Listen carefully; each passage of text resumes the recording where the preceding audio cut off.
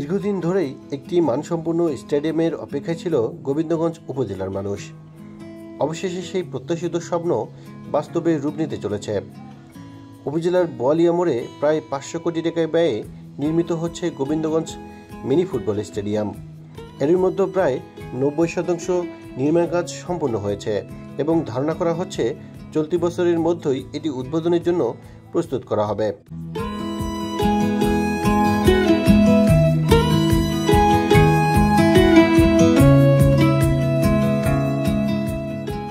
উপজেলা পর্যায়ে ভালো মানের খেলার মাঠের অভাবে দীর্ঘদিন ধরে পিছিয়ে ছিল এখানকার যুব সমাজ।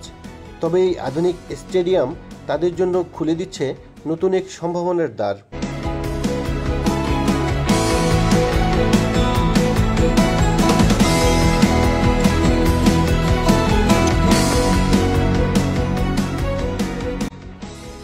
স্টেডিয়ামটিতে থাকছে 3টি সাধারণ গ্যালারি এবং একটি ভিআইপি গ্যালারি, যেখানে একসঙ্গে প্রায় 1000 দর্শক খেলা উপভোগ করতে পারবেন।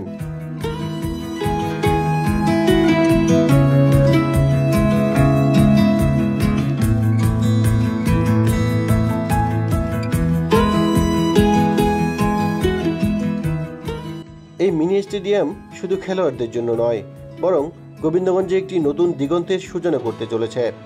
এটি একদিকে যেমন তরুণদের খেলাধুলায় উদ্বুদ্ধ করবে, অন্যদিকে শিক্ষার্থীদের মানসিক বিকাশেও রাখবে গুরুত্বপূর্ণ প্রভাব।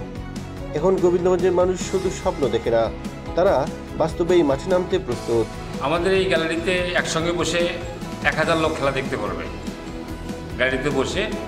আর আমার এই যে কাজের প্রায় 85% কাজ শেষ হয়ে গেছে। গ্যালারির কিছু অল্প একটু কাজ বাকি আছে। আর আমাদের যে মেইন বিল্ডিংয়ের যে উপরে যে ভিআইপি গ্যালারি, এই গ্যালারির কিছু কাজ বাকি আছে, দরজা জানালা ফিনিশিং কিছু বাকি আছে, এগুলো চলমান। আমরা আশা করতেছি আমরা চলতি বছরের মধ্যেই ইনশাল্লাহ শেষ করে দেবো আর কি।